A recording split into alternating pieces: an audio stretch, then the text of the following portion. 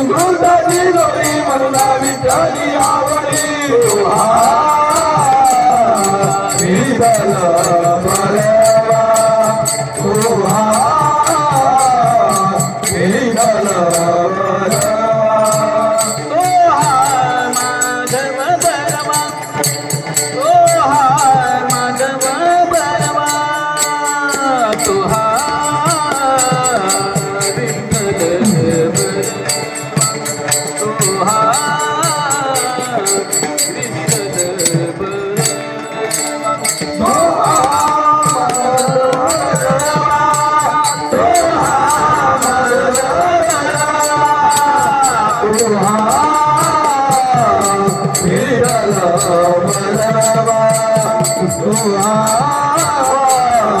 विठ्ठल बलवा सर्व सुखाचे आगर सर्व सुखाचे आगर सर्व सुखाचे आधार सर्व सुखाचे आधार सर्व सुखाचे आगर सर्व सुखाचे आगर सर्व सुखाचे आधार सर्व सुखाचे आधार बापर कुमा देवीवर बापर कुमा देवीवर तो हा विठ्ठल बरवा बरवा तो हा विठ्ठल बरवा बापर कुमा देवीवर बापर कुमा देवीवर तो विठ्ठल बलवा तो विठ्ठल बलवा तो हा माधव बरवा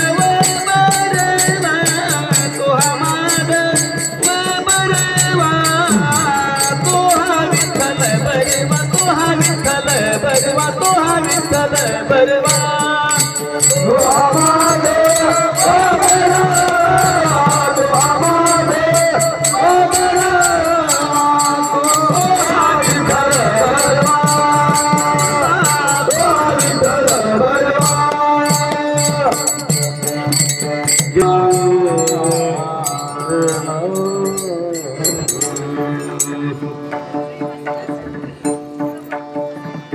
पंधरा दिवसा एक एकादशी 15 दिवसा माझी एकादशी 15 दिवसा एक एकादशी 15 दिवसा एकादशी सारे न करी व्रत सार कार्य न करीती व्रत सार कार्य न करीती व्रत सार 15 दिवसा एक एकादशी 15 दिवसा एकादशी 15 दिवसा एक एकादशी 15 दिवसा एकादशी सारे न करी व्रत सार कार्य न करीती व्रत सार कार्य न करीती व्रत सार काय तुझा जीव जातो एकादशी आय तुझा जीव जातो एकादशी काय तुझा जीव जातो एकादशी आय तुझा जीव जातो एकादशी राजा निषेधनी घेती वराच्या मिसेदने घेते वराच्या मिसेदने घेते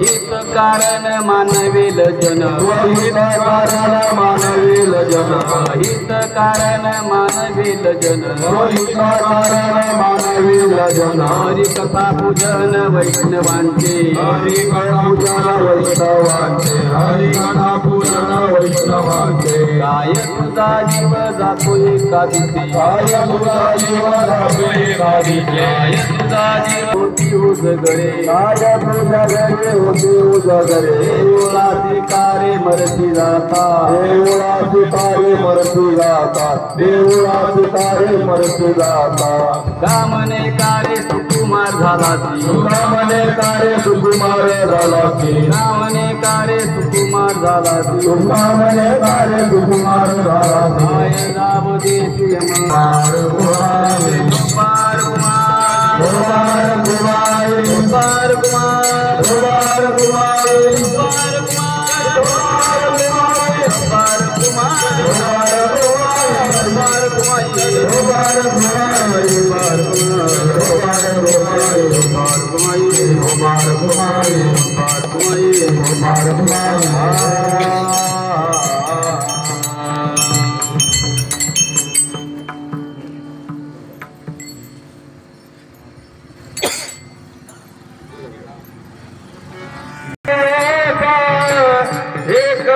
एकादशी 15 दिवस एक एकादशी 15 दिवस एक एकादशी 15 दिवस एक एकादशी 15 दिवस एक एकादशी 15 दिवस एक एकादशी कारीनगरची व्रत सार कारीनगरीची व्रत सार आय तुझा जीव जातोय काढीदे आय तुझा जीव जातोय काढीदे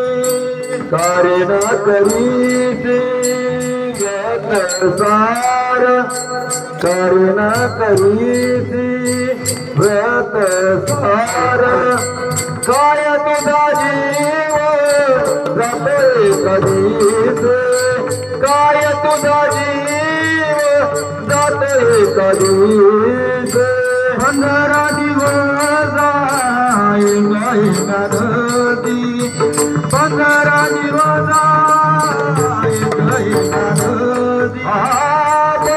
दिवस एक एकादशी 15 दिवस एक एकादशी कारीनगरची व्रत सार कारीनगरीची व्रत सार काय तुझा जीव जातोय काढीदे काय तुझा जीव जातोय काढीदे कारीनगरीची व्रत सार कारीनगरीची व्रत सार काय तुझा जीव जातोय कधीच काय तुझा जीव जातोय कधीच राजनी दे राणी दे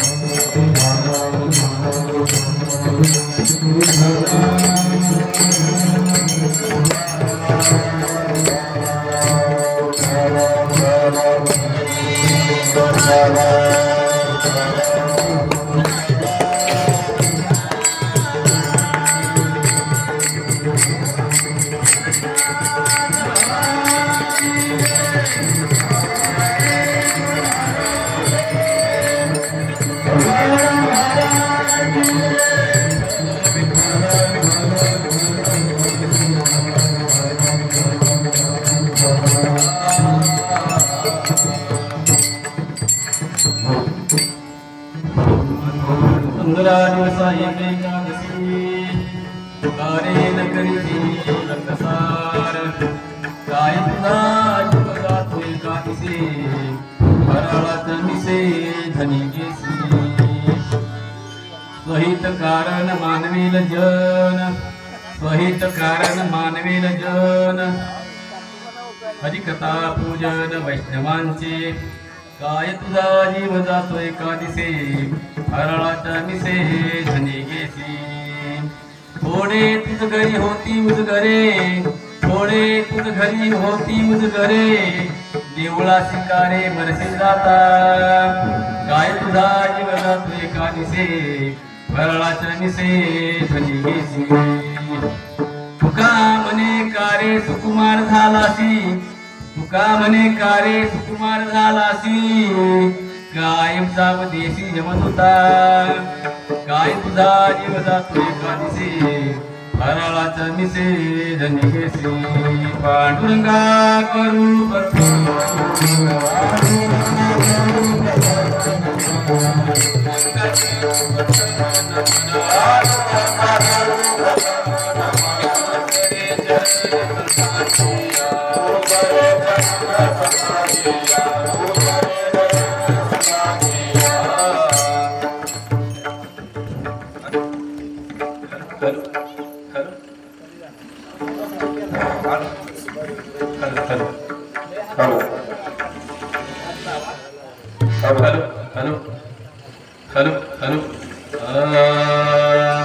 पांडुरंगाकडे प्रथम नवानुत्रेदरण संतांचिया वक्रतुंड महाकाय सूर्यकोटी समप्रभ निर्विघ्नं कुरु मे देव सर्वकार्येषु सर्वदा शरण शरण हनुमंता तुझा आलो रामदूता काय भक्तीच्या त्या वाटा मुजदा वागा सुबटा ओम नमो जिराध्या वेद प्रतिपाध्या जय जय सौम्यध्या आत्मरूपा देवा तुझे गणेशु सकला तुझे प्रकाशु मने निवृत्तीदासु अवधारी जोजी आता अभिनव वाग विलासिनी जे चातुर्यात कला कामिनी हे श्री शारदा विश्वमहिनी नबिया मधुहृदय सद्गुरु जे रे तारिला हा संसार पुरु मनोनी विशेष अत्यादरू रेकावरी ओम नमो ज्ञानेश्वरा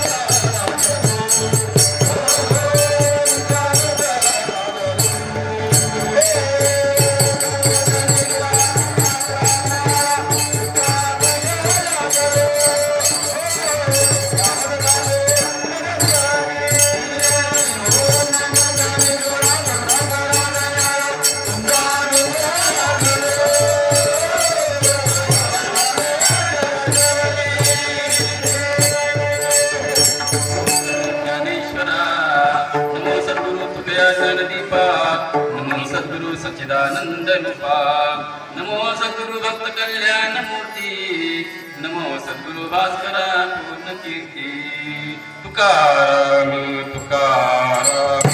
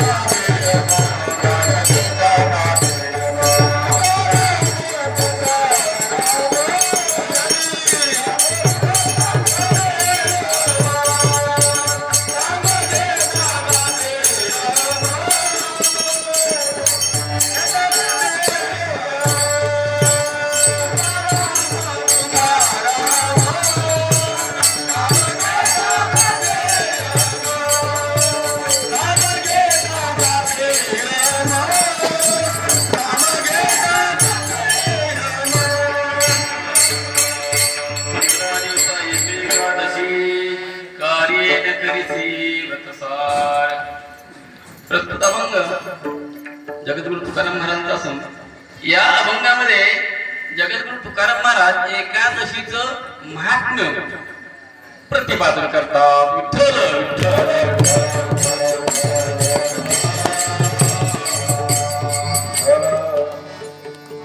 पारायण मंडळामध्ये दिलेल्या वेळेत थोड्या वेळात पण जास्त चिंतन करणार आहोत. चिंतन करण्यापूर्वी काही परिहार देणं गरजेचं असते. श्री क्षेत्र तुपेवाडी काढणे हनुमान जन्मोत्सवानिमित्त सामुदायिक ज्ञानेश्वरी पारायण सोहळा आणि नामस्मरण ज्ञानेश्वरीचं पारायण हरिभक्त पारायण आमचे मित्र हरिभक्त पारायण नवनाथ महाराज नेवासे यांच्या याच्याखाली व्यासपीठ चालक आहेत ते आणि त्यांच्या मार्गदर्शनाखाली या ठिकाणी हा सुंदर असा ज्ञानेश्वरी पारायण सोहळा चाललेला आहे. या सोहळ्याचं वर्ष 21 आहे आणि आळंदीचे महाराज लोक आहेत आणि काही आपले स्थानिक प्रतिमंडळ यांच्या सहकार्यातून हा आजचा पारायण सोहळा आणि त्यातली दुसऱ्या दिवसाची ही सेवा माझी आहे.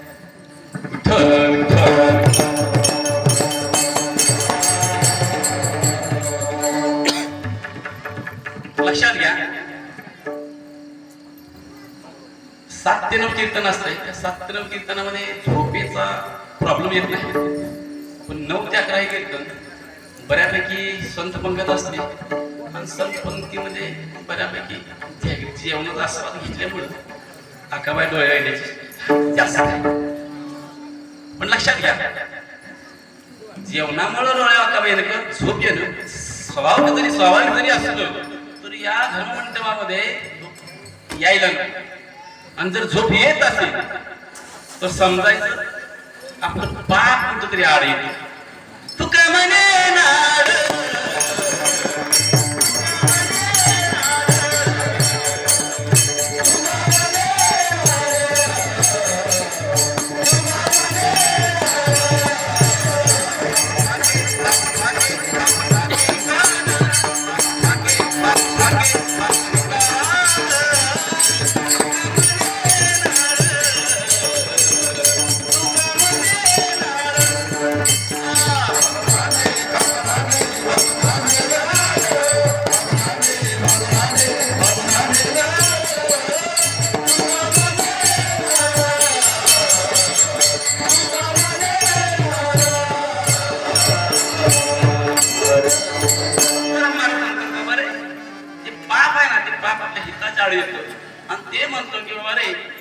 एक शब्द आहे.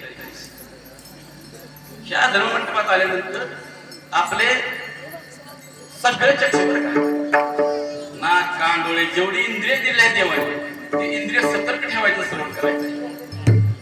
लक्षात घ्या एक फौजी माणूस आहे कंद्यावर बंदूक होती ती टाकून दिली डाळ घेतला आता विना घेतला आणि सेवेसाठी या ठिकाणी मला माऊली म्हणजे उभं केलं. खडतर कसा प्रवास आहे माझा. आर्मीचं जीवन आणि ते कीर्तन हा जो प्रवास आहे खडतर आहे आणि अवघड आहे.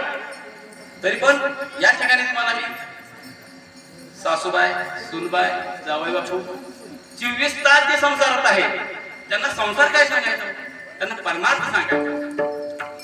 आणि या ठिकाणी जीवानं त्या धर्ममंडपात येण्याचं कारण उद्धाराचं लक्षण, उद्धारासाठी यायला पाहिजे.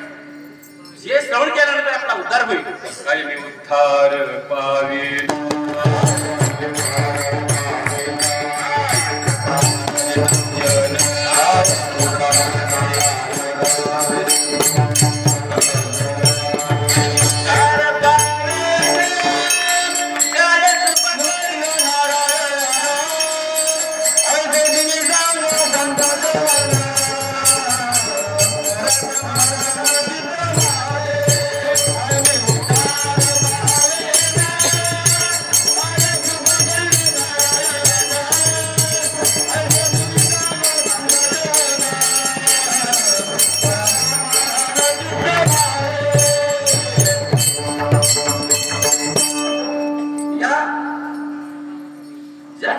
जन्म घेतलेला आहे त्या भूमीला इहलोक म्हटलं जातं, एक भूलोक म्हटलं जातं, पृथ्वी म्हटलं जातं, धरती म्हटलं जातं आणि याच्यापेक्षा एक अजून वेगळं नाव आहे त्याला कर्मभूमी म्हटलेलं आहे. ज्या ठिकाणी आपण वास्तव्य करत आहोत त्याला कर्मभूमी म्हटलेलं आहे.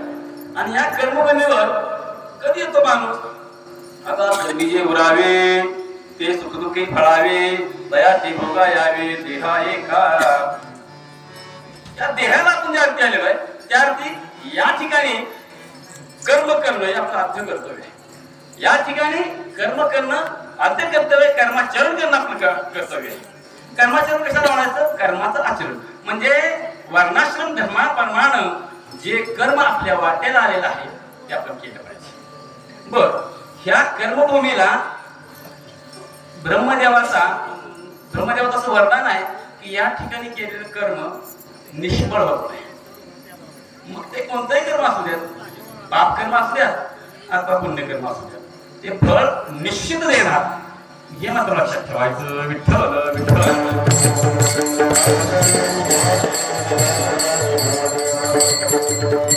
कर्म शास्त्रसंमत कर्म केलं तर काय घडतं? चित्तशुद्धी होते. चित्तशुद्धी झाल्यानंतर मोक्ष मिळतो. कर्माच्या योगानेही मोक्ष मिळतो, कर्माच्या योगाने चित्तशुद्धी होते आणि मग मोक्ष. मोक्ष कशाला म्हणायचं? जन्म आणि मृत्यू हे एकदा जीवाच्या मागचं संपलं की तो मुक्त झाला, त्याला मोक्ष म्हटलं. आपण या ठिकाणी आलोय मोक्षाची इच्छा आहे. मोक्षाची इच्छा करून आपण या ठिकाणी कीर्तन आलेलो. विठ्ठल विठ्ठल. एखादा माणूस म्हणेल की मी कर्म करणारच नाही तर ते शक्य नाही का? माऊली म्हणतात जो संगू प्रकृतीचा म्हणून संगू जो प्रकृतीचा त्यागून न घडे कर्माचा ऐसे आई करू म्हणते तयाचा अगोची. अरे ज्या ती प्रकृती म्हणजे हा देह तुम्हाला मिळालेला आहे ना त्या ती कर्म तुम्हाला करावंच नाही. बर, कसं? शास्त्रसंमत कर्म करायचं. शास्त्राने जे सांगितलं ते कर्म करायचं. शास्त्र म्हणजे ते सांडावे ते तृणही राज्य मानावे. शास्त्र म्हणजे सांडावे ते तृणही राज्य तृण मानावे. न घ्यावे तरी म्हणावे विष की विरू.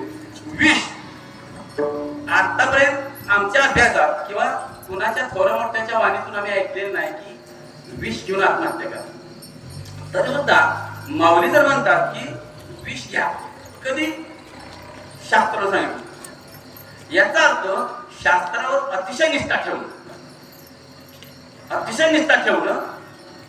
म्हणून अशा पद्धतीनं ओळीमध्ये त्यांनी उल्लेख केलेला आहे. तरी सुद्धा काही वेळा असं घडतं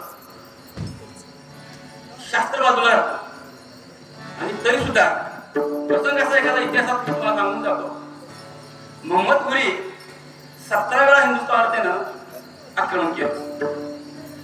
त्यावेळी जे राजा होते पृथ्वीराज चव्हाण, त्या पृथ्वीराज चव्हाणाने 17 वेळा मोहम्मद घुरीला अटक केली आता केल्यानंतर त्यांना शरणागती पत्करली, बक्ष सोडा, सोडलं, चूक केली होती तसं पाहता, चूक केली 17 वेळा, 1 वेळ 2 वेळा 3 वेळाच्या 17 वेळा त्याला सोडलं आणि 18व्या वेळी आपलाच एक हिंदुस्थानी जयचंद राठोड नाव आहे त्याचा फितूर झाला. आपल्या हिंदुस्थानमध्ये फितुरांची कमी नाही बरं का. फितूर झाला आणि मग पृथ्वीराजांना पकडलं, त्यांचे हाल केलं बरं का, डोळे काढले. त्यांचा एक कवी होता, चंद्रवीर कवी होता, त्याला मारलं गेलं. ज्या पद्धतीने कवित्व केलं मग ते शब्दभेदीमान सोडायचे पृथ्वीराज चव्हाण, आणि मोहम्मदला मारलं. तर त्यांच्या सैनिकांनी पृथ्वीराजांनाही मारलं. पण विषय कसा आहे, ज्या वेळेस पृथ्वीराजांना अटक केली त्यावेळेस अटक केल्याला कळलं अजमेरला त्यांची राणी संयोगिता नाव आहे, आणि त्या संयोगिताला कळलं सैन्य अजमेरच्या दिशेने यायला लागलेलं आहे. आता तिच्या लक्षात आलं की हे यवन, मुसलमान बरं का, यवन म्हटलं जातं, मुघल सैनिक हे येतील आणि मग आमच्या आई बहिणींची आबरू लुटतील, बलात्कार करतील, रेप करतील, किंवा आम्हाला धर्म परिवर्तन करावं लागेल. धर्म परिवर्तन केलं तरी किंवा चुकीच्या पद्धतीने झालं तरी काय घडत, संकर व नरकायैव वलघ्राणां कुलश्यति वतन्ति पितरो हेषां पिंड दकत्रियाः. काय घडत, संकर निर्माण, वर्णसंकर. वर्णसंकर कशाला म्हणायचं, आई एका जातीची आणि बाप एका जातीचा, आणि दोघांच्या माध्यमातून जे अपत्य जन्माला येतो ते वर्णसंकर म्हटलं जातं. लुप्त पिंड दत्तक्रिया हा म्हणजे पिंड दान करणं. त्यानं जरी पिंड दान केलं तरी पित्र ते पिंड स्वीकारत नाही. लक्षात घ्या, पित्र पिंड स्वीकारत नाही हे तिच्या लक्षात आलं. आणि मग त्यांनी काय केलं, वाड्यामध्ये एक मोठा अग्नी पेटवला. मोठी विहीर होती, त्या विहिरीत म्हणजे भरपूर जळण टाकलं, अग्नी पेटवला. एका वेळी हजारो स्त्रियांनी त्याच्यामध्ये, त्याला जोहर म्हटलेला आहे, जोहर घ्या, जोहर करून आत्महत्या केली. एक प्रकारे पहिला आत्महत्या म्हणायचं का, ज्या अर्थी धर्माचं रक्षण करण्यासाठी देह अग्नीला समर्पित केला त्या अर्थी वैकुंठात सुद्धा देव स्वतः घंटा वाजले, विठ्ठल विठ्ठल मोक्ष मिळणार. धर्मासाठी जर असा प्रसंग आला तर देह अर्पण करावा. हे एवढ्यासाठी सांगायचंय. धर्म कशाला म्हणायचं, धर्म आम्हाला माहित नाही. आम्ही आमच्या मुलांना धर्म काय शिकवतो. धर्म हा जर आम्हाला पालकांना माहित नाही, माता पित्यांना माहित नाही तर सांगायचं कोणाला आणि काय सांगायचं. धर्माची व्याख्या कोणाला माहित आहे का, अरे आमचा धर्म किती श्रेष्ठ आहे आपल्याला माहित पाहिजे. जरा तुम्ही नेटवर बघा किंवा थोडासा जरी अभ्यास केला की नाही तर लक्षात घ्या, ह्या जगामध्ये मोठे मोठे जे धर्म आहेत ना, त्या धर्मांची स्थापना जी आहे ती कधी झालेली आहे. ख्रिश्चन धर्माची स्थापना पहिल्या शतकात झाली. पहिल्या शतकात. आता 21व्या शतक चालू आहे. 21व्या शतकातलं हे 25व्या वर्ष चालू आहे. त्याच्यानंतर दुसरा जो धर्म आहे मुघलांचा, तो 1400 ते 2000 वर्ष इतकाच त्याचा कालावधी. तात्पर्य त्या धर्माला संस्थापक आहे. आमचा जो हिंदू धर्म आहे ना, त्याचा संस्थापक कोण आहे माहिती आहे तुम्हाला, कुणी स्थापना केली त्याची, भागवतात वर्णन आहे त्याचं. भगवान श्रीकृष्णाने त्याचं आपल्या धर्माची स्थापना केलेली आहे. त्या धर्माचं नाव आहे भागवत धर्म. तोच आजचा आपला हिंदू धर्म आहे, तोच सनातन धर्म म्हटलेला आहे. विठ्ठल विठ्ठल. सांगायचं तात्पर्य, आमचा धर्म वेद मान्य आहे, आमचा धर्म देव मान्य आहे, आमचा धर्म जग मान्य आहे. आणि असा धर्म सोडून जर आम्ही म्हणत असेल की हमारा मेरा अब्दुल ऐसा नाही, तर मूर्ख पण आहे त्याचा. विठ्ठल विठ्ठल. मेरा अब्दुल ऐसा नाही म्हणणारे आहे ना, तिला कधी गारवा पडला माहितीये का? 85 तुकडे शरीराचे केले आणि तिला फ्रीज मध्ये घातली, तेव्हा तिच्या जीवाला गारवा लागला. लक्षात घ्या, हे सांगण्याचं तात्पर्य आहे आमच्या आई भाई बहिणीने आमच्या मुलाबाळांच्यावर लक्ष ठेवलं पाहिजे. आज कीर्तनात भले मोक्ष न मिळू दे महाराज, पण धर्म तरी कळला पाहिजे. नाही धर्म कळला, भगवान श्रीकृष्ण गीतेमध्ये म्हणतात सर्व धर्मांपर्यंत मामेकडे स्मरण म्हणजे सोडा तो धर्म नका त्या धर्माच्या नादाला. तो धर्म खूप अवघड आहे. सर्व धर्मांपर्यंत कोणते धर्म, त्याच्यामध्ये कोण अख्ख्या गीतेमध्ये कुठल्याही धर्माचं वर्णन केलेलं नाही. हिंदू, मुस्लिम, सिख, इसाई, ज्यू, पारसी कुठल्याही धर्माचं त्यांनी विश्लेषण केलेलं नाही. तरी सुद्धा भगवान म्हणतात सर्व धर्मांपर्यंत मामेकम शरणम व्रज. तो धर्म वेगळा आहे, नका त्या धर्माच्या नादीला. पण आपला धर्म, त्या धर्माची जोपासना केली पाहिजे. आपल्या धर्माची तत्व आपल्याला माहित पाहिजे. विठ्ठल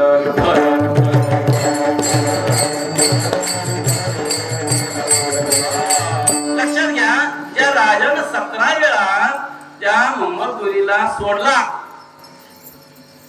एक वेळ तरी आमच्या राजाने सोडायला पाहिजे होतं, एक वेळ. पण नाही ना, कारलं ना कारलं ते तुपात तळा नाही तर साखरेत घोळा, ते आपला स्वभाव सोडत नाही. विठ्ठल विठ्ठल. शास्त्रसंमत कर्म केल्यानंतर मोक्ष मिळतो. तस्मात् शास्त्रं प्रमाणन्ते कार्या कार्यवर्तितो ज्ञात्वा शास्त्र विधानोक्तम कर्म करतो विहारसी. कार्य काय आणि अकार्य काय हे समजलं पाहिजे. कार्य कशाला म्हणायचं? जे शास्त्र सांगतं हे कार्य आवडत होतं त्याला कार्य म्हणायचं, त्याला विहित कर्म म्हटलं जातं.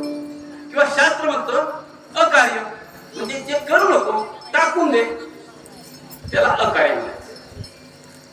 जे शास्त्र सांगतं जे कर्म करा ते आवडून करायचं, जे करू नका म्हटलं ते करू नका असं शास्त्र करायचं. म्हणजे अशा पद्धतीनं जर कर्म केलं तर त्याची चित्तशुद्धी होते आणि त्या जीवाला मोक्ष मिळतो.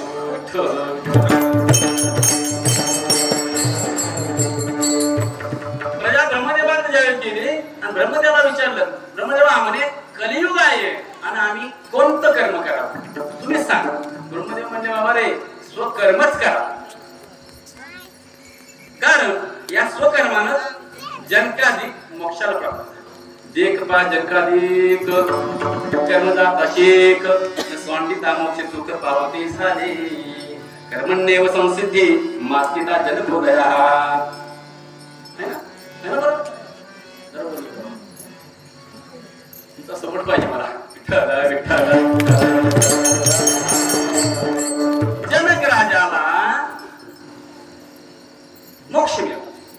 जो राजा आहे लोकसंग्रह मेवापी. राजा म्हणलं की लोकसंग्रह आला, राजा म्हणलं की प्रजा आली. आणि एवढी प्रजा एवढं राज्य सार्वभौम सत्ता सांभाळत मोक्ष मिळणं सोपं आहे का? खूप अवघड आहे. तरी सुद्धा त्यांना मोक्ष मिळाला. कसा मिळाला एका 2 मिनिटात सांग. काय झालं, राजा जनकाला एक पदवी मिळालेली आहे. ती पदवीचं नाव आहे विदेहराज. विदेहराज म्हणजे देहाशी ज्याचा संबंध नाही अशी पदवी त्या राजा जनकाला मिळाली. त्यावेळी ते ऋषीमुनी वगैरे सगळ्यांनी उठाव केला, मोर्चा नेला. तेव्हापासून मोर्चाची सुरुवात झाली आहे बरं का. मोर्चा नेला, गेले कुठे ब्रह्मदेवाकडे. म्हणजे ब्रह्मदेवा म्हणजे आम्ही 1000 वर्ष गिरिकंदरात तपस्या करतो आणि आम्हाला मोक्ष म्हणजे आम्हाला पदवी नाही दिली. ती पदवी म्हणजे राजाला दिली. ब्रह्मदेव म्हणजे असं करा, आपण सगळे विष्णू भगवंताकडे जाऊया. सगळे विष्णू भगवंताकडे गेले. प्रश्न केला, देवा 1000 वर्ष मी गिरिकंदरात तपस्या करतो, योग याग जप इतकी साधनं करतो आणि विदेहराज ही पदवी म्हणजे जनक राजाला दिली. त्याला काय कमी आहे? सार्वभौम जगताची सत्ता ज्या जगात आहे त्याला काय कमी आहे? हा न्याय म्हणे. नाही म्हणले भगवंत म्हणजे चला याचं उत्तर तुम्हाला जनकाच्या दरबारात दे. जनकाच्या दरबारात सगळे गेले. जनक राजाला सांगितलं की सगळे आलेले आहेत, आज मस्तपैकी संत पंगत करा. आणि हळूच खाना सांगितलं स्वयंपाकात मीठ अजिबात वापरू नका. झाला स्वयंपाक झाला, सगळे जेवायला बसले. पंचपक्वानाचं जेवण आहे, मिष्टान्न सगळं आहे त्याच्यामध्ये. संकल्प सोडला, यत्करो दर्शनाशी यती होशी तदासी. नाही संकल्प सोडला होता कवळ घेताना मग असे हरीचे श्लोक पण झाला. पहिला घास उचलला तोंडात घालणार सगळे ऋषी मुनी बरं का. तेवढ्यात देवानं सांगितलं थांबा. देवाचं एक नाव आहे मायापती म्हटलं जातं बरं का. देवा माया आहे त्यांच्याकडे. देवानं काय केलं सगळ्याच्या डोक्याच्या वर एक एक तलवार अशी लटकती मायेनं उपलब्ध केली आणि ती धाग्याचे 2-3 त्याचे तिळे तुटलेले एक सिंगल तिळा राहिलेला आहे. तो कधी तुटेल काय आयडिया नाही. आता तुटेल का मग तुझं म्हणजे आता जेवाय काय हरकत. सगळे जेवले. जेवल्यानंतर कसं काय स्वयंपाक खूप छान झालं. आणवले त्यात आणलं आणि मग बघितलं तर त्याच्यामध्ये मीठ नाही म्हणजे मीठच नाही त्यामध्ये. अरे बाबा म्हणजे तुम्ही आता जे भोजन केलं तेच भोजन आहे मीठ नाही कसं म्हणता. मग सगळं ऋषी म्हटले तेव्हा आमचं जेवणावर अजिबात ध्यान नव्हतं. सतत आमचं ध्यान त्या तलवारीवरती आता तुझं काम म्हणजे तसंच आहे. राजा जनक जो आहे ना सार्वभौम सत्ता जरी भोगत असला तर त्याच निरंतर ध्यान माझ्याकडे आहे.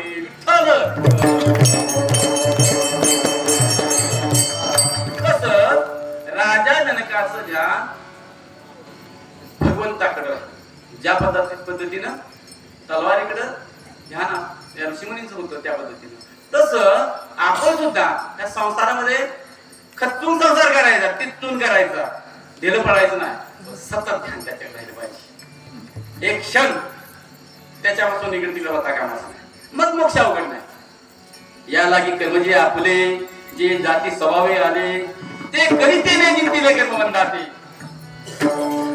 लक्षात घ्या या ठिकाणी कर्म करूनच कर्मातून सुटायचं. कर्म करूनच कर्मबंधनातून सुटायचं.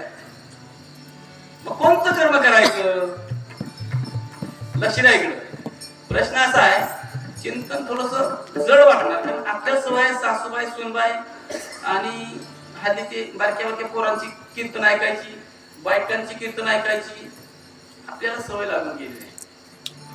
आणि बायकांची कीर्तन तर ऐकायची म्हणजे माणसं येळीच होतात. स्त्रियेच्या कीर्तनी प्रेम जागे, स्त्रियेच्या कीर्तनी प्रेम जागे.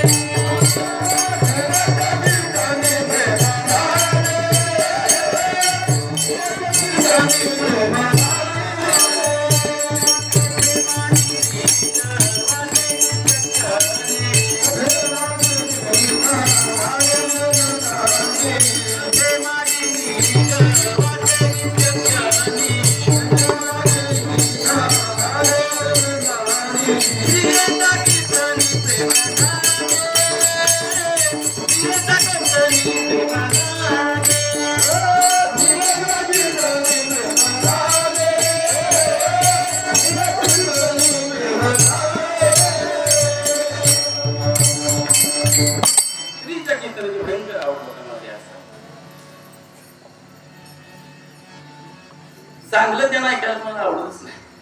उद्धाराच्या दिशेने कोणाच पावलच पडत नाही.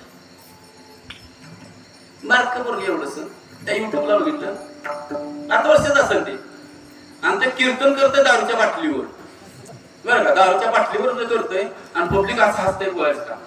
अरे दारूच्या बाटली आमच्यासारख्या पहिली कीर्तन करावं का करावं. आम्हाला अनुभव आहे प्याचाही अनुभव आहे आणि एका सेकंदात सोडायचाही अनुभव आहे.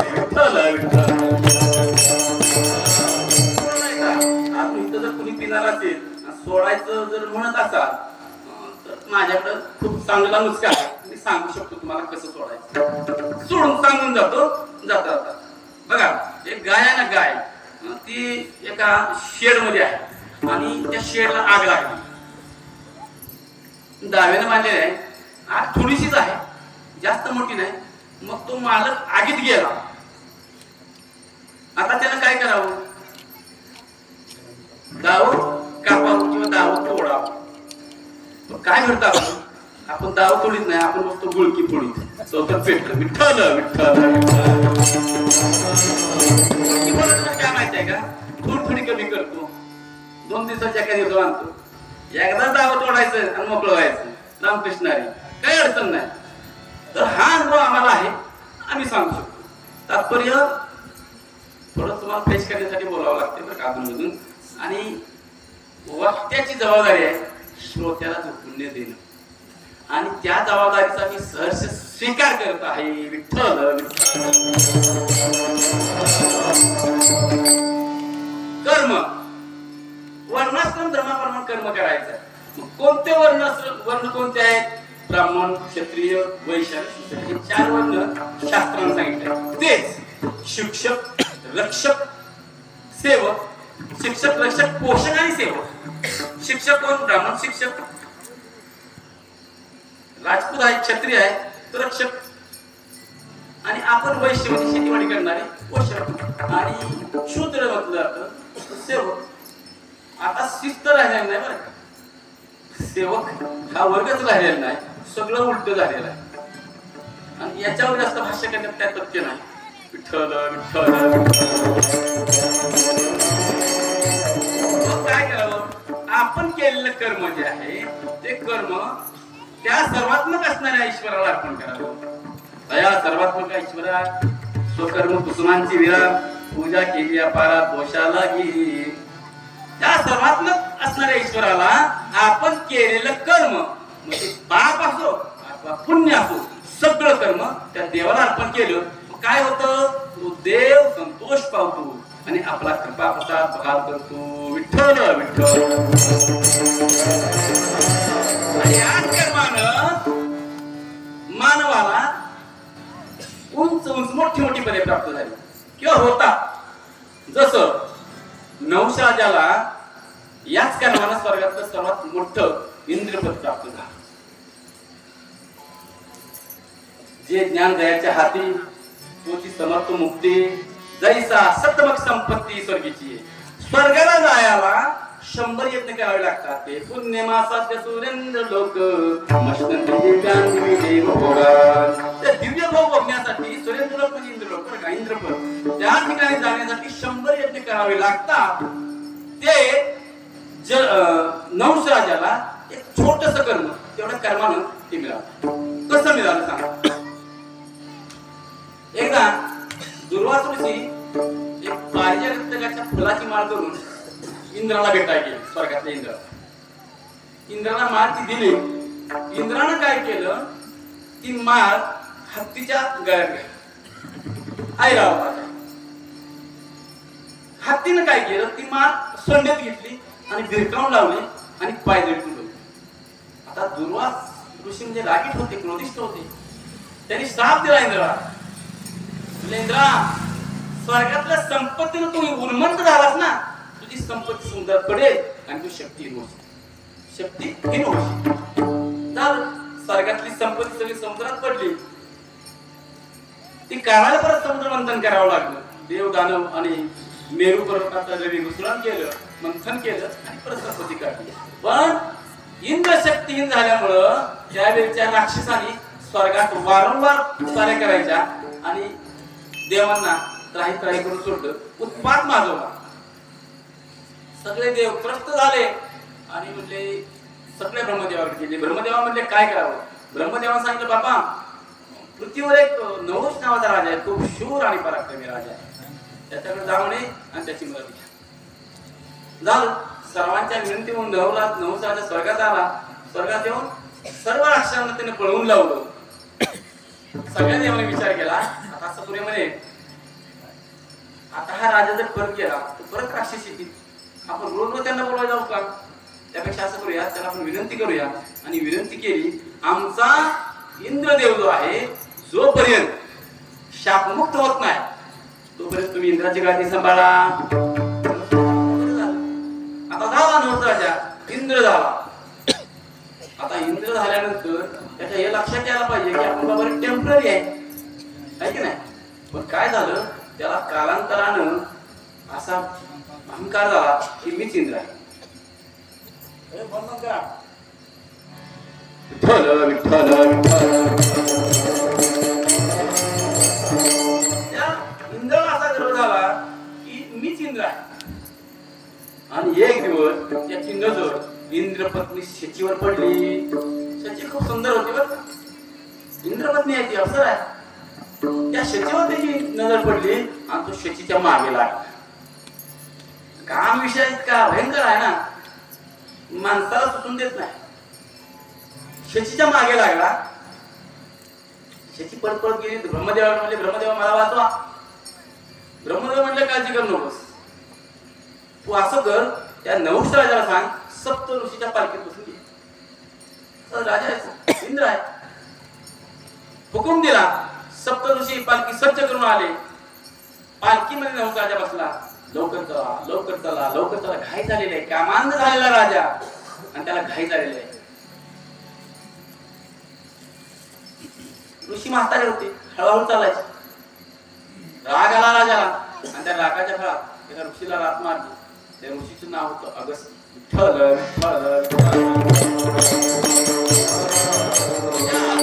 शाप दिला, म्हणजे राजा कामांध झाला असतो म्हणे, कामांध झाला असतो मी शाप देतो म्हणे, तो अजगर होऊन पडशी झाला. नऊच्या स्वर्गाधिपती झाला. परी राती भांबावला, तो भोजन करतो पावला, नेनसी काही विठ्ठल विठ्ठल. राती भांबावला. राती हा शब्द खूप महत्वाचा आहे. तुम्ही ज्या ठिकाणी जाता, ज्या गावात जाता ना महाराज, तुमच्यासाठी सांगतो स्पेशल, त्या गावातली राहती तुम्हाला माहित नसेल तर तुम्हाला अडचण येते. राहती पाहिजे. एक दोघे मित्र होते, उडपी हॉटेलमध्ये जेवायला गेले. उडपी हॉटेलला म्हटलं जेवण कसं आहे, एकदा कुपन कापलं की पाहिजे तेवढं खा. अनेक प्रकारचे लोणची असतात, भाज्या, सांबार, पापड सापड सगळं असतं त्याच्यामध्ये.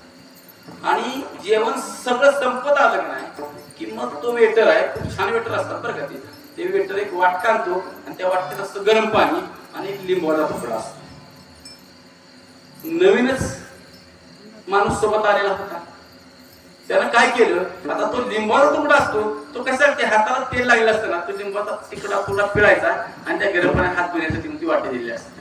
पण राहती माहित नसेल त्याने काय केलं, तो लिंबाचा तुकडा पिळला त्या आणि पेला. विठ्ठल विठ्ठल माहित पाहिजे. आणि मग त्या नवस राजाला अजगरच्या योनीला जावं लागलं. एका कर्मानं इंद्रपद मिळालं, तर एका चुकीच्या कर्मानं अजगराच्या योनीला जावं लागलं. म्हणून देवाचा जो भक्त आहे ना, देवाचा भक्त तो काय करतो, यांती देवता देवान पितृज्ञांती पितृवता भूतानी यांती भूतेज्या यांती मध्याजिनोपिमान. देवाचा भक्त जो देवाची भक्ती, यांती देवता देवान म्हणजे तो देवाची भक्ती करतो, तो देव लोकाला जातो. काय होय अगा नाही नाही नाही विठ्ठल विठ्ठल.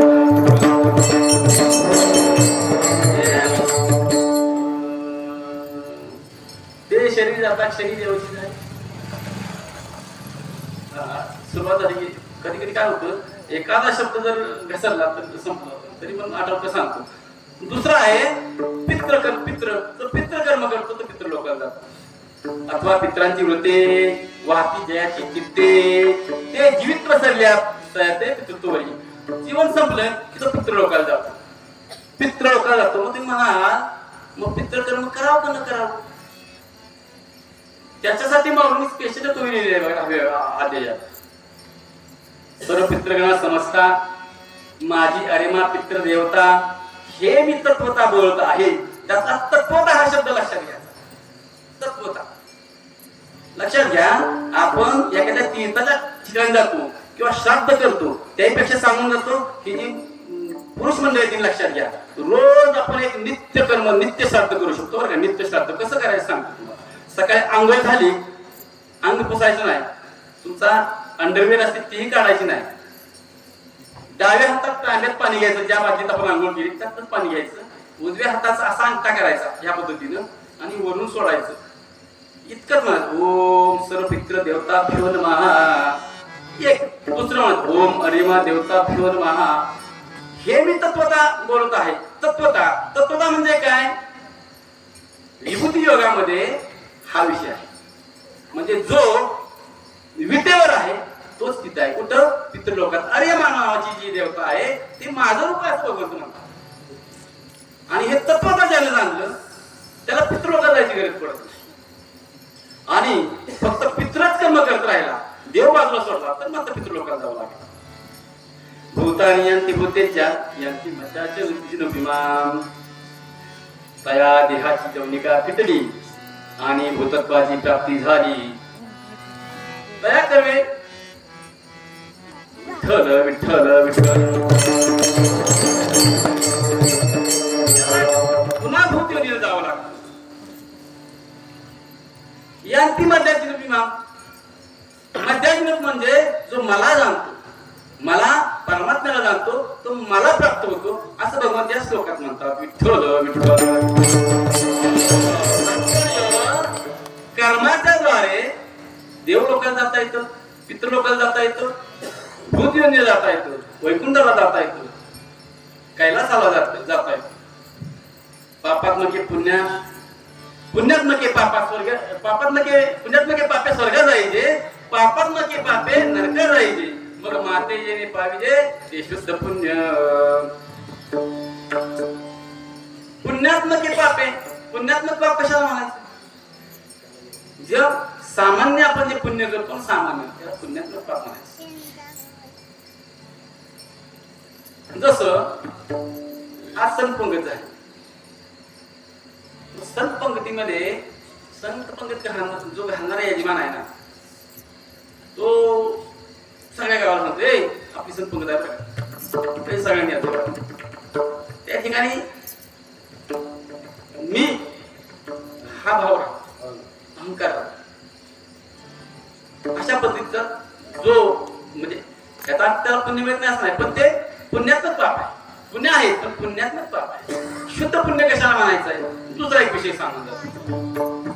शुद्ध पुण्य जसं एखादा माणूस खूप गरीब आहे, वर्षभर रोजगार करून त्यानं पैसा पैसा पैसा साठवून ठेवलेला असतो. त्याला माहित आहे तुझे वडील बाळाच्या दिवशी मला काही पंगत मिळाली, माझ्या घरी संत येतील, माझ्या घरी पंढरीचे वारकरी येतील, माझ्या घरी आळंदीचे ज्ञानोबा येतील यांच्या रूपानं, आणि मग वर्षभरात जेवढी पुंजी साठवली असते ना त्याचं चांगलं भोजन करतो, चांगलं जेवण करतो आणि सर्वांना जेवायला बोलतो. बरं का, जेवायला बोलवतो आणि त्याचा जो भाव असतो ना इतका शुद्ध असतो. हे नेवासेवरून महाराज नाही, त्याला वाटतं नेवासेवरून प्रत्यक्ष आमची माऊलीच आलेले आहे, आळंदीहून आलेले हे माऊलीच आहे. पंढरपूर आले आमचे पंढरी आहे, पंढरी म्हणजे पंढरीचे वारकरी आहेत किंवा पांडुरंगच आहेत. अशा पद्धतीने त्याचा भाव असतो आणि मग ते जेवण तयार होतं. आणि ती जेवण जेव्हा वाढत असतो ना तर बायको म्हणते, का हो बरेच दिवस झालं इतका चांगला स्वयंपाक आपल्या नशीबमध्ये आलेला नाही, आज तर तुम्ही पोटभर जेवा, 2 वेळा खावायच्या बरोबर. म्हणतो नाही, बघ आज माझ्या घरी म्हणजे संत आलेले आहेत, वारकरी आलेले आहेत, ज्ञानोबा आलेले आहेत, तुकाराम महाराज आलेले आहेत, यांच्या रूपानं ते जेवू देत आणि त्यांच्या नंतर मी जेवतो.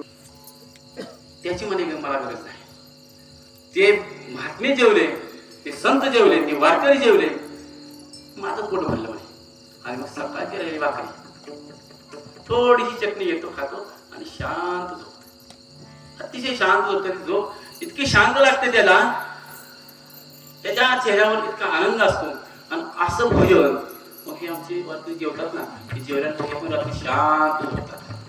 सकाळी 4 वाजता काकडाला उठतात, अशी प्रेमाने देवाला हाक मारतात, उठा पांडुरंगा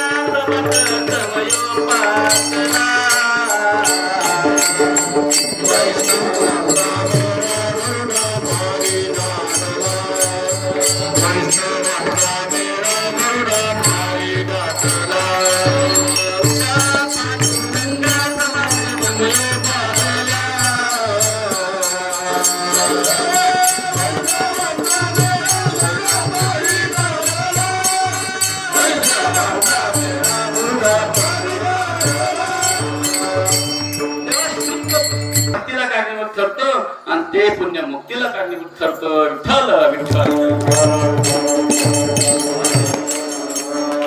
तात्पर्य कर्म काय अकर्म काय करायला पाहिजे. आणि माऊली म्हणतात जे कर्म आपण करतो ते सर्व कर्म ज्याने जग निर्माण केलं त्याला अर्पण करा, असा माझा निरोप आहे असं माऊली म्हणतात. म्हणून फळी लागू कर्मे करावी चांगू, हा निरोप माझा. अशी गोवी आहे. म्हणून फळे लागू सांदोनी देहाचा संगू करणे करावे सांगू हा निरोप माझा. देहाचा संग सांगायचा आहे. सांगणं आणि सोडण्यात फरक आहे बरं का. सांगणं आणि सोडण्यात फरक आहे. चहा सोडला मी, सोडल्याला परत पिऊ शकतो. एखादा व्यसन सोडला मी परत करू शकतो. पण चहा सांडलेला परत करून घेता येत नाही. म्हणजे कर्म असं करावं देहाचा संग सोडावा. देहाचा संग सांडून म्हटलेला आहे. बर असं कर्म केल्यानं मोक्ष मिळतो. त्यासाठी कर्म काय अकर्म काय करायला पाहिजे. कर्माची गती म्हणजे किती गहन आहे ही समजली पाहिजे.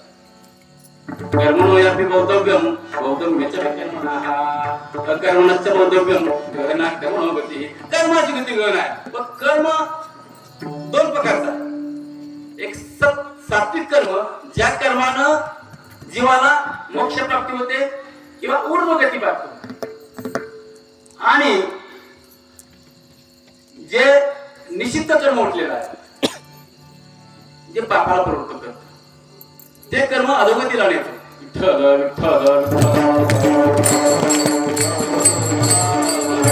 शास्त्रानं 5 महापाप सांगितलेले आहेत. 5 ती 5 महापाप कधीच करू नये. कोणती 5 महापाप. ब्रह्महत्या सुरापानम सेवम गुणान्मयः. ब्रह्महत्या सुरापानम ब्रह्महत्या सुरापान म्हणजे दारू पिणं. ब्रह्महत्या दारू पिणं चोरी करणं आणि गुरुपत्नीच्या सोबत व्यभिचार करणं. ब्रह्महत्या सुरापान सेवन करून म्हणून ती पात्र कन्या संसर्गात चापित आहे असा श्लोक आहे. तर ही आणि चौघांना जो साथ करतो तो 5वा महापाप. अशी 5 महापाप करणाऱ्याला नरकाशिवाय दुसरी जागा मिळत नाही. डोंगर आणि घरा लागला होतो त्याला तो शास्त्र त्याला म्हणजे प्रायश्चित्तच नाही. आणि जो करणी करतो चिटकानाची करणी करायची अंगाने दुपारी फुकायचे ही जे कर्म करतो त्याला गरुड पुराणात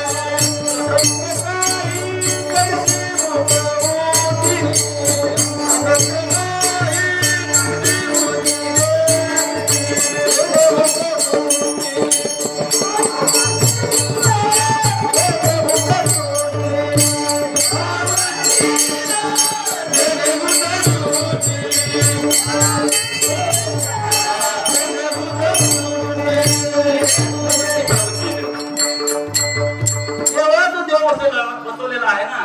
तर दुःख देण्यासाठी नाही. दुःख जे येतं आपल्याला ते आपल्या प्रारब्धाने येतं. आणि ही जी जार कर्म करणाऱ्याला जो नरक आहे ना तो भयानक आहे. गरुड पुराणामध्ये 9 प्रकारचे नरक सांगितलेले आहेत. मार्कंडेय पुराणामध्ये 28 प्रकारचे नरक सांगितलेले आहेत. आणि कोणत्या कर्मानं कोणता नरक मिळतो हा एक विषय. बर त्या नरकातून काय केल्यानं सुट्टी मिळते काय केलेला बचाव होतो हे त्याच्यामध्ये वर्णन आहे. थोडक्यात 2 नरकाचं वर्णन करतो पुढे चालू. मृत्यूनंतर देह राहतो इथं जातो तो जीवात्मा. जातो कुठं आम्हाला काय घेणं नाही देणं नाही. काय घेणं देणं आम्हाला कुठं का जाईना. जीवन हाय पण खायचं पियाचं मस्ती करायचं त्याच्या व्यतिरिक्त आम्ही काय विचार केले नाही. अगदी शेवटा पोचलेलं म्हातारा सुद्धा माहित आहे 4 दिवसावर मृत्यू पुढे दिसतोय तर सुद्धा मागची काळजी करतो बराबाळांची. मग इथं हे ठेवलंय तिथं ते ठेवलंय ह्या बँकेत इतका बॅलन्स आहे. मागची काळजी. अरे पुढची काळजी कर बाबा. पुढे जायचंय कुठं तुझा पुढचा प्रवास कसा तो कर होय याचा कधी विचार केला का आम्ही. याचा विचार नाही कधी करता. मृत्यूनंतर पहिलं ऑप्टिकल जे लागतं. ऑप्टिकल म्हणजे अडचण बरं का. पहिलं काय शब्द आहे त्याला पहिलं ऑप्टिकल, तर ऑप्टिकल समजा जे लागतं ते एक वैतरणी नदी आहे, तिचं पात्र हजारो कोस दूर आहे आणि त्या नदीमध्ये रक्त पू मांस अशा चिखल झालेल्या खतखत करत असते आणि त्या जीवाला त्या नदीतून पलीकडे जावं लागतं. नाही जावं तर यमाचे दूत माग असतात. मुदगल नावाचं हत्यार असतं त्यांच्याकडे एवढं मोठं, ते एकदा का डोक्यात मारलं की फुटफुट खाली जातो जमिनीत. पाळल्याशिवाय अत्यंत नाही. नरकाचा स्वीकार आम्ही करत नाही. स्वर्गाचा स्वीकार करतो म्हणून स्वर्गवासी म्हणून लिहितो, वैकुंठाचा स्वीकार करतो म्हणून वैकुंठवासी लिहितो, कैलासाचा स्वीकार करतो म्हणून कैलासवासी लिहितो. नरकवासी कोणी द्यायला तयार नाही, कारण नरकाचा स्वीकार आम्ही करत नाही. पण नरकाच्या यातना भयानक आहे, भयानक. मग त्या नदीचं नाव आहे वैतरणी. त्या वैतरणी नदीतून पलीकडे जायचं असेल तर सांगितलं त्याच्यासाठी एक सत्कर्म करायचं. कोणतं? जिवंतपणी देशी गाय ना, जर्सी नव्हे, देशी गायची सेवा करायची. किंवा एखादी सुरक्षित गाय असेल तर ती एखाद्या ब्राह्मणाला किंवा एखाद्या वारकऱ्याला म्हणजे दान द्यायची. हे केल्यानंतर मृत्यूनंतर ती गाय त्या वैतरणी नदीच्या काठावर येते, पण तिचं शेपूट धरायचं आणि पलीकडे निघून जायचं. सोपा मार्ग वैतरणी नदी. अजून एक नरकाचं वर्णन आहे, त्याला असिपत्रवन म्हटलेलं आहे. असिपत्रवनावर काय आहे? झुडपाशी आहे, त्या झुडपाच्या पानांना ब्लेडच्या धारा आहेत आणि छोटीशी वाट आहे, त्या वाटेवर त्या जीवाला टाकलं जातं. मुदगलचा प्रहार केल्याबरोबर जीव सैराट पडू लागतो आणि जेव्हा पळतो तेव्हा त्याचं शरीर रक्तबंबाळतं त्या धारा. मग याच्यासाठी काय करावं? याच्यासाठी सांगितलंय पादुका दान कराव्या. पादुका म्हणजे चप्पल. कुणाला करता? मलाच करावं.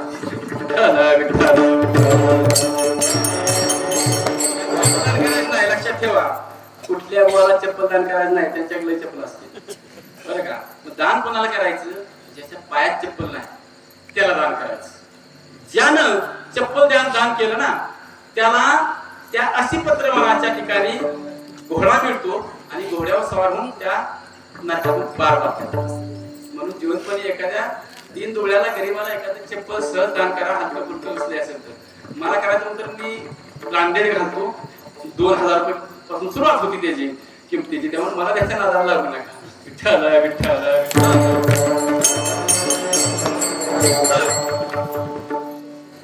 ते चप्पल दान केल्यानंतर पुढे जातो. आता तुम्ही म्हणाल कीर्तन संपल्यावर एखाद्याच नऊ चप्पल आहे ते हाणतो म्हणजे त्याला घोडा मिळत. त्याला घोडा मिळायचा नाही, त्याच्या मागची इडापिडा तुमच्या मागे लागल. विठ्ठल विठ्ठल. तात्पर्य जार कर्म करू नये. जार कर्म करू नये. केल्यानंतर त्याच्या यातना भयानक भोगाव्या लागतात. म्हणून नाथ महाराज एक ठिकाणी म्हणतात, करा रे बापानो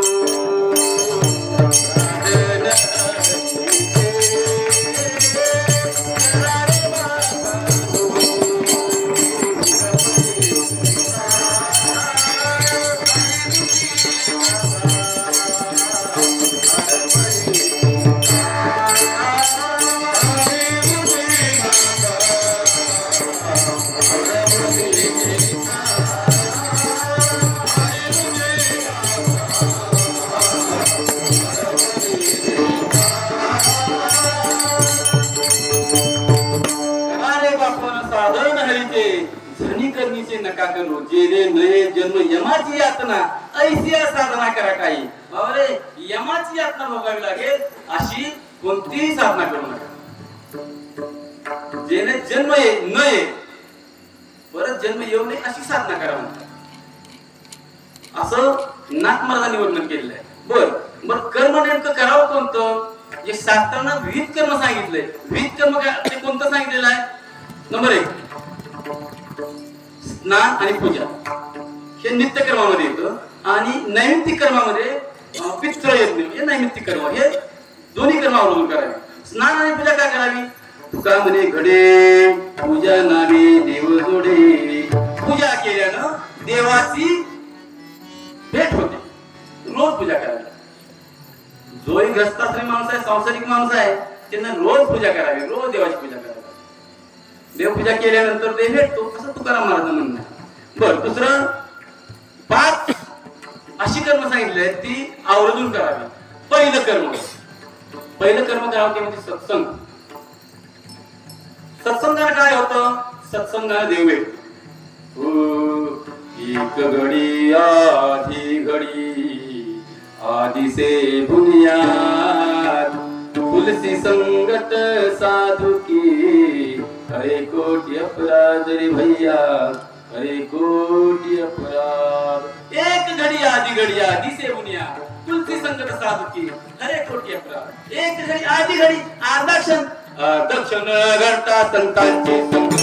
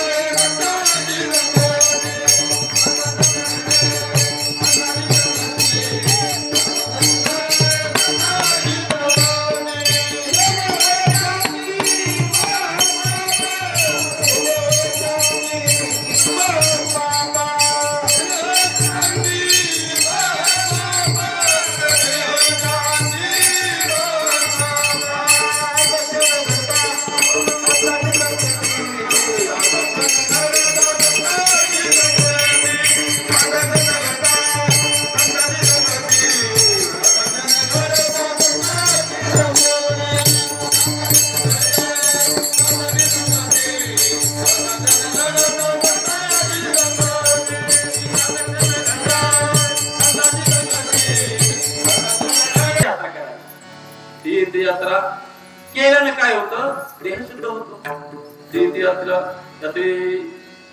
तीर्थधारी करू ना काय प्रमाण आहे? विठ्ठल विठ्ठल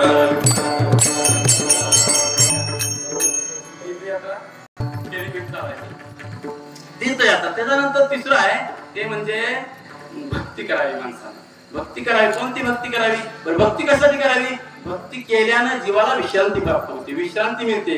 कारण हा जीव अनेक योनीतून भटकत या मनुष्य देहामध्ये आहे आणि या मनुष्य देहात आल्यानंतर मनुष्याला भक्ती करावी. पण कोणती भक्ती करावी? व्यासाने 9वीदा भक्ती सांगितली. ती शेवटची भक्ती आहे आत्मनिवेदन. आणि त्या भक्तीचं वर्णन जगद्गुरु शंकराचार्य एका श्लोकामध्ये करतात. मोक्ष कारण सामग्र्याम भक्ती रेव करीयसी स्वस्वरूपानुसंधान भक्त्यारित्य विधीयते.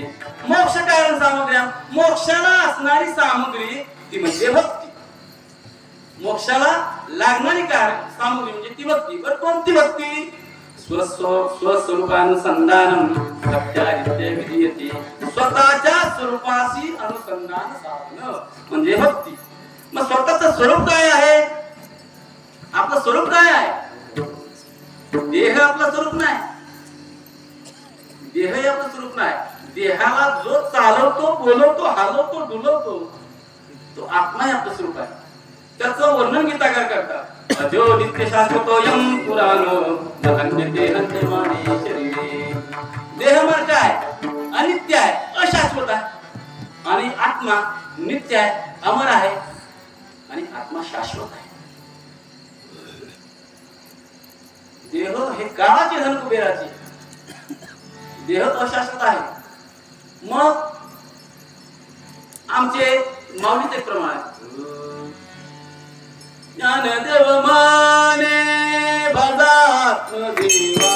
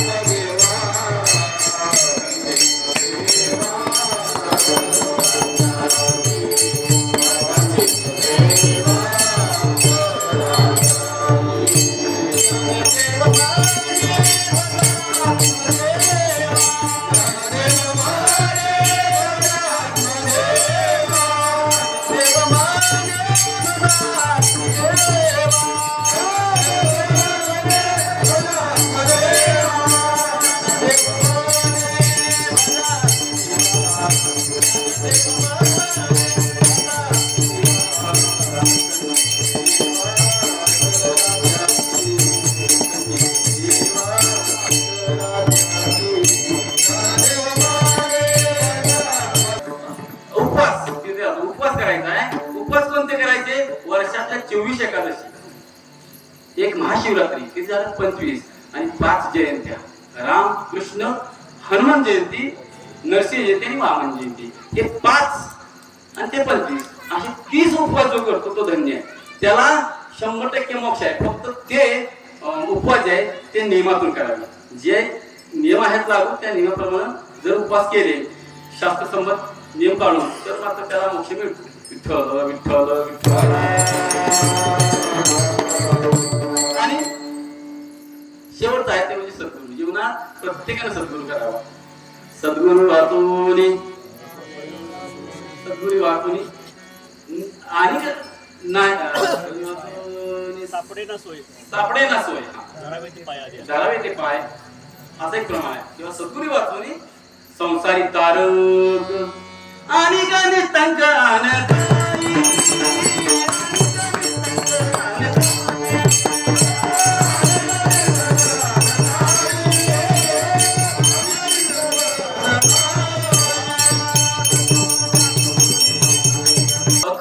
कार्य आणि ते गरुड पुराणातले जे म्हणजे 28 प्रकारचे नरक आहेत ते ऐकून म्हणजे माझा जीव कसा घाबरायला धुवून जातो.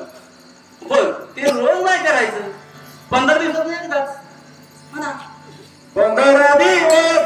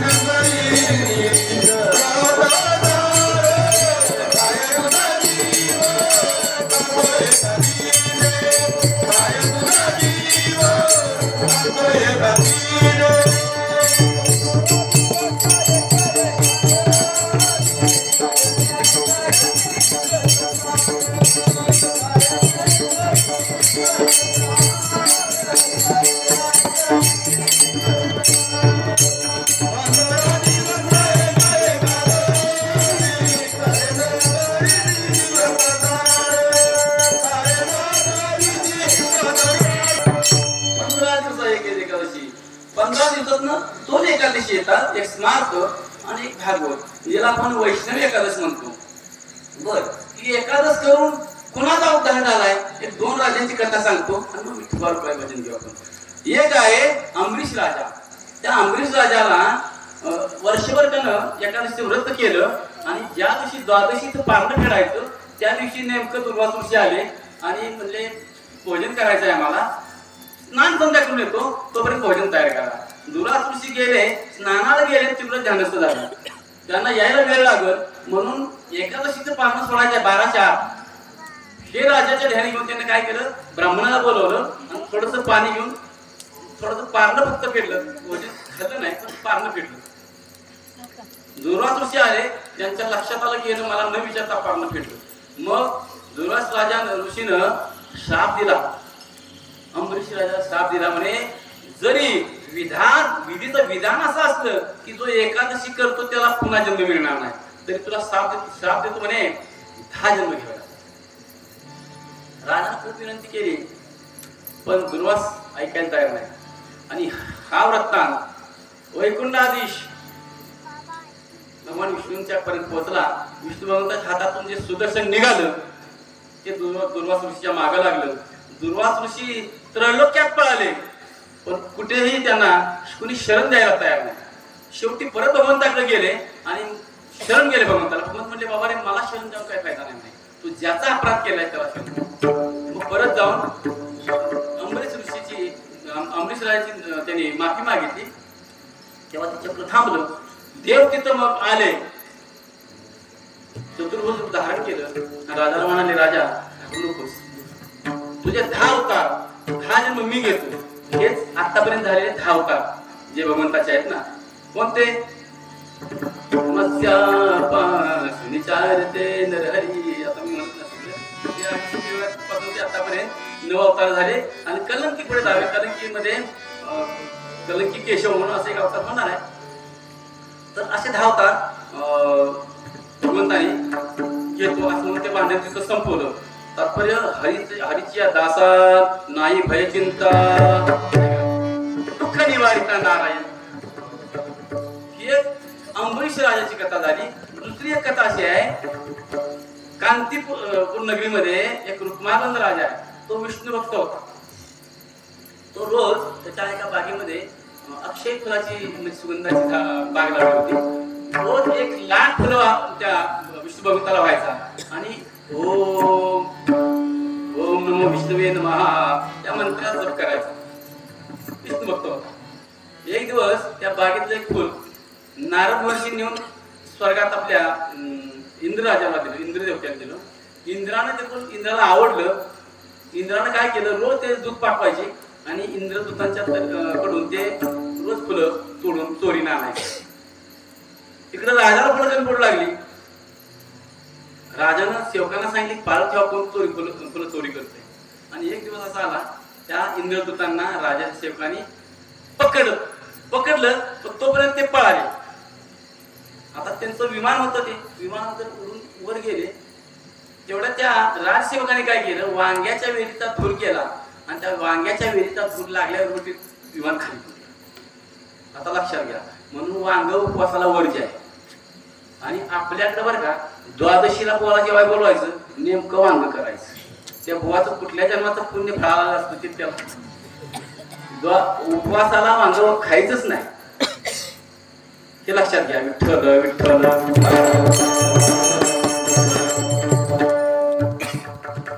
सेवकाने इंद्रदूतांना पकडून नेलं, स्वर्गातल्या देवदूतांना पकडून नेलं राजजवळ. राजाला सांगितलं. राजा म्हणजे काय हरकत नाही, न्या पण म्हणजे थोडी न्या, मला ठेवा, असं त्यांची वार्तालाप झाला आणि म्हणजे जावा. आता त्या राजाला सांगितलं देवदूताने, म्हणजे आमचं विमान ह्या कर्मभूमीला म्हणजे पापभूमीला चिकटलेलं आहे. आणि म्हणलं हे उडायचं म्हटलं तर त्याला म्हणजे एखादी एकादशी पुण्यपुंजरी अर्पण केलं पाहिजे. राजा म्हणला, एकादशी पहिल्यांदाच ऐकतोय म्हणजे मी. बघा म्हणजे माझ्या राज्यात कुणी जर असेल एकादशी केलेला महात्मा, तर म्हणजे त्याचं पुण्य घ्या आणि जावा. सगळ्या राज्यात शोधलं तर एका बाईला नवऱ्यानं आदल्या रात्री दशमी दिवशी मारून हात लावली काय. तेव्हा तिला दशमी दिवशी एक टाइमचं जेवण मिळालेलं होतं. आणि दुसऱ्या दिवशी एकादशी निराहार. तिला उपवास असा घडला की एकादशीला जेवणच मिळालं नाही, खाल्लंच नाही. तिने नवऱ्याच्या रागावरती खाल्लंच नाही. आणि तिसऱ्या दिवशी द्वादशीला तिचा राग मावळला आणि मग तिसऱ्या दिवशी एक टाइम एक फक्त जेवण ते खाल्लं आणि त्यामुळे तिला सहज एकादशी भेटली. इंद्रदूत आले, म्हणजे बाई तुला पाहिजे तेवढी संपत्ती देतो, तेवढं एकादशीचं तुझं जे पुण्य आहे ते तेवढं आम्हाला अर्पण. मग ते संकल्प सोडला, तिला द्रव्य दिलं आणि मग ते पुण्य संकल्प सोडल्याबरोबर ते विमान उडून आकाशमार्गे निघून गेलं. तात्पर्य, इतकी महत्वाची इतकं पुण्य आहे ना, जगात कोणत्याच कर्मानं मिळत नाही. एकादशी केल्यानं कोणत्याही कर्मानं जेवढं पुण्य एकादशीने मिळतं, असं जगात असं कुठलंच कर्म नाही की ज्या कर्मानं पुण्य प्राप्त. आणि असं पाप जन्माला नाही आलं जे एकादशी केल्यानं होऊन जात नाही. असं पाप जन्माला नाही आलं. म्हणून एकादशी करावी. बरं, एकादशी कुणी करावी? बुवा लोकांनी करावी, पहिला प्रश्न आहे ना. बरं, आणि कुणी करावी? वारकऱ्यांनी करावी, है ना. असा कुठंही शास्त्रातून आहे एकादशी माळकऱ्यांनी करावी, एकादशी वारकऱ्यांनी करावी, एकादशी बुवा लोकांनी करावी, एकादशी महाराजांनी करावी, कुठंही शास्त्रातून आहे. मग एकादशी कुणी करावी? एकादशी त्यानं करावी जो माणूस म्हणून जन्माला आलेला आहे. त्याने एकादशी करावी. चल, आता मला सांगा, इतकं पुण्य ज्या व्रताने प्राप्त होतो ते का नाही करू आपण? करावं ना. बरं नाही करायचं तर मग फराळाचं कधी करा. काय तुझा जीव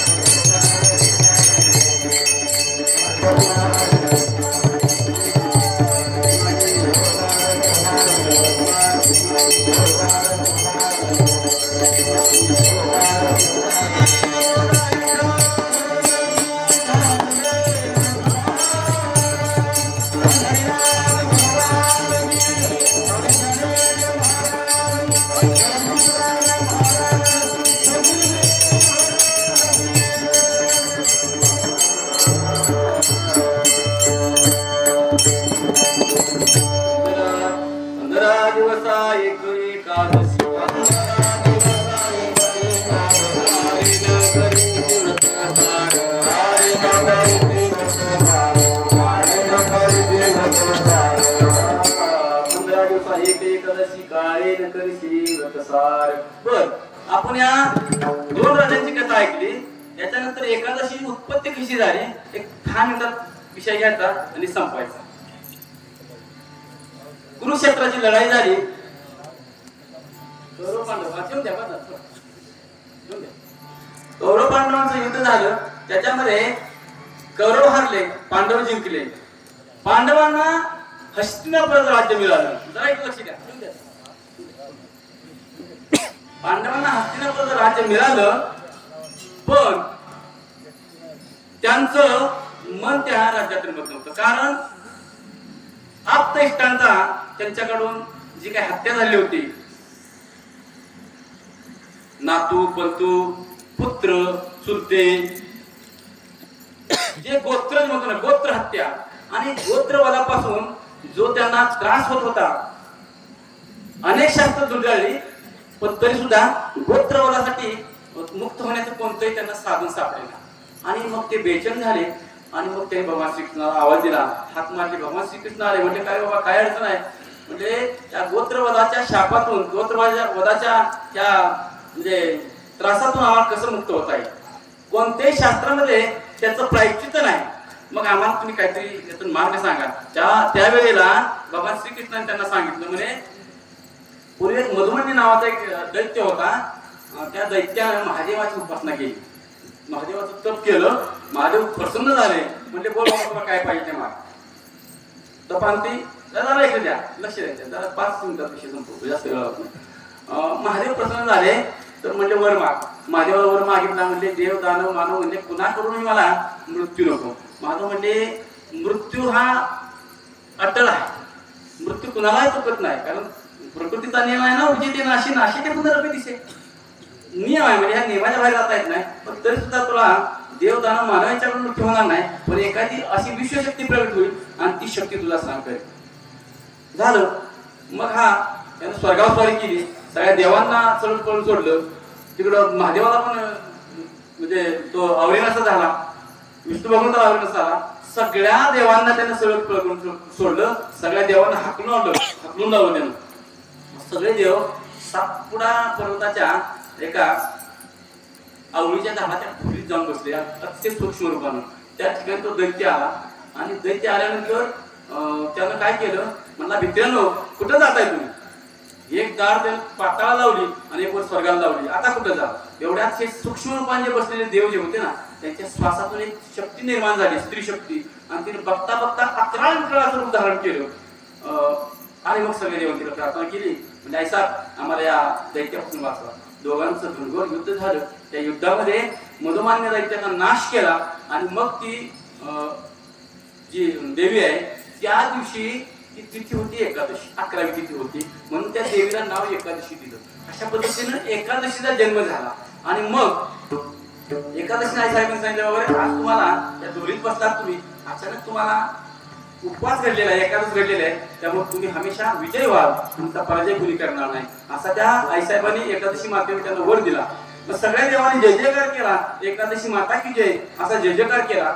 आणि मग अनेक वर तिला प्राप्त झाले.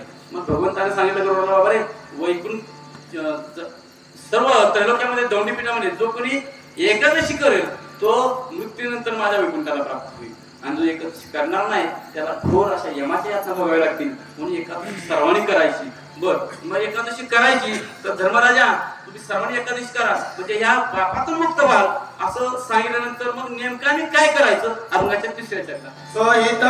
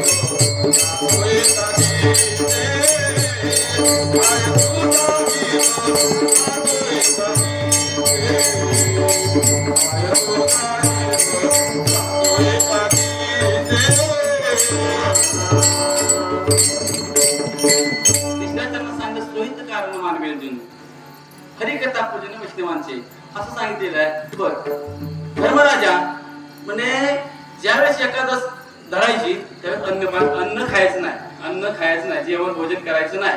कारण ज्या देवीला गरुडाला सांगितलं दौंडी द्याला त्यावेळेस सगळी पापत भगवंत म्हणले माझ्याकडे आले. म्हणजे तुम्ही जर अशा पद्धतीनं जर करायचं म्हटलं तर मग आम्ही कुठं जायचं. तर म्हणजे एकादशी दिवशी तुम्ही काय करा, एकादशी सण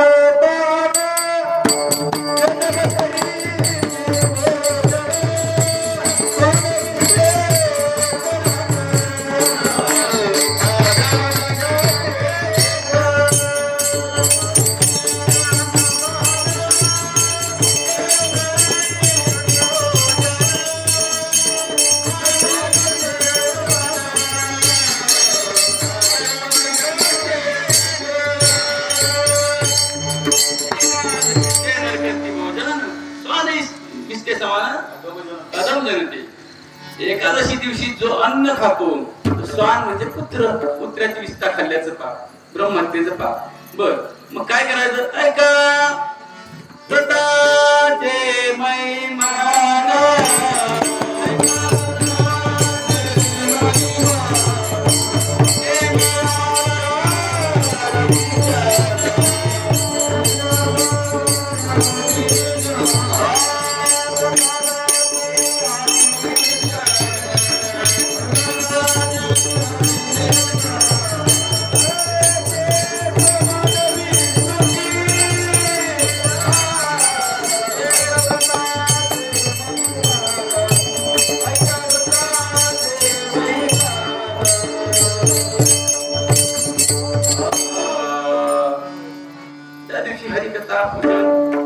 भजन करावं असं एकादशी दिवशी सांगितले. आणि काय करू नये?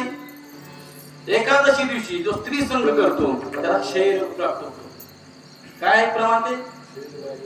सेज बाज विलास भोग करीती कामिनीचा संग, तया जोडे क्षयरोग बळी जन्मव्याधी बळीवंत. जो स्त्री संग करतो एकादशी दिवशी त्याला क्षयरोग होतो. क्षय म्हणजे टीबी, लक्षात घ्या.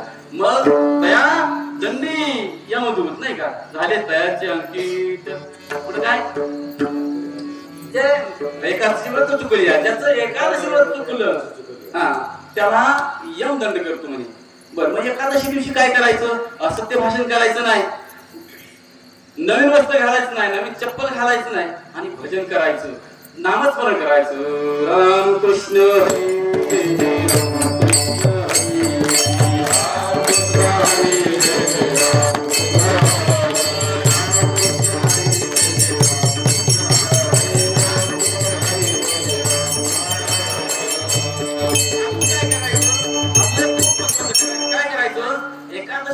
नामस्मरण करायचं, रामकृष्ण ठिकाणच्या कथा करायच्या. आणि काय करायचं माहितीये का? रात्री सगळे झोपी गेल्यानंतर पायात चाळ बांधायची. चाळाला घुंगरू असावे, कमरेला उपर्ण बांधायचं, आणि विना ह्याचा विना काळी तोंडला विना लावायचा, आणि मग त्या भगवंता हाक मारायचा. राधे राधे राधे राधे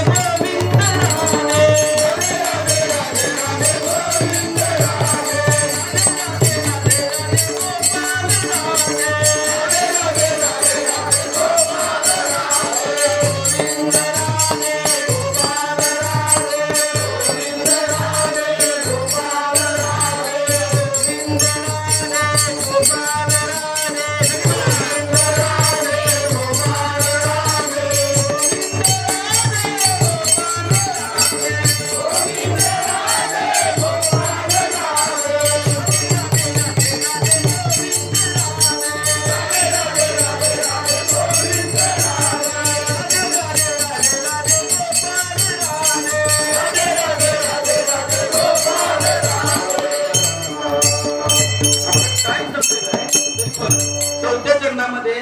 सांगितलेलं आहे काय घरी तुझं होती उजगरे, देवळच काय मस्ती जातात. उजगरे म्हणजे घरी जागरण गोंधळ आपण करतो ना, तामसी नृत्य करतो, तामसी कर्म करतो. आणि मग एकादशी दिवशी देवळात गेला तर मरशील काय, का तुला खातो, असं 4थ्या चरणात सांगितलेलं आहे. आणि 5व्या चरणात सांगितलं काय तू सुकुमार झालास. सुकुमार म्हणजे काय, अमर झालास का तू, तुला पुढची चिंता नाही का. मला पाहतो जन्म शेवटचं तुका म्हणे काय सुकुमार झाला.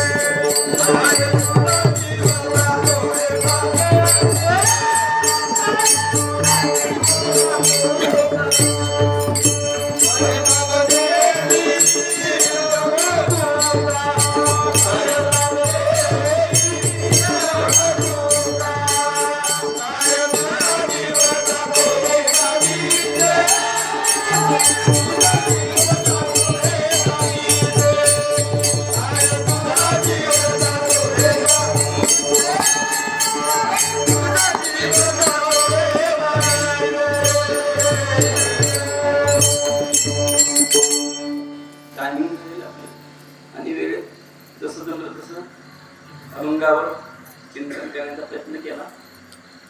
काय असतं रोज जी बैल शिवळत असते बराबर तासांना चालतात.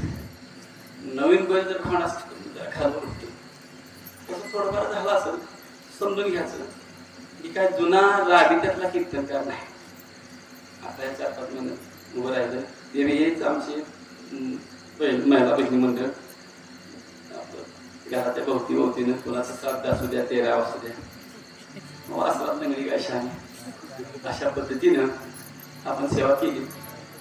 आणि इतर थोडंसं आनंदीकर महाराजची सगळी अनुभवी असल्यानंतर थोडासा आनंद येतो आणि थोडंसं प्रेशरही येतो. तर असू द्या. आणि अभंगावर अनुसरून बोलणं इतकं सोपं नाही. आम्ही कधी तालमीत असायचो ना तेव्हा आम्हाला वाटायचं की तालमीत पण इथं आल्यानंतर फक्त एकच पाळायचं. या तर शास्त्रसंमत अभ्यासातून ते बोलावं किंवा थोरा मोठ्यांच्या वाणीतून जे आपण ऐकलं श्रवण केलं ते सांग. याच्याशिवाय काय सांगू नये आणि असा अपराध करू नये. ते फक्त मी पाळण्याचा प्रयत्न केला. बाकी काय तुला नाही. बाकी फार मोठा मी कीर्तनकार नाही, फार मोठा अभ्यास नाही, फार मोठा ज्ञान नाही. जो आहे तुमच्यातलाच आहे.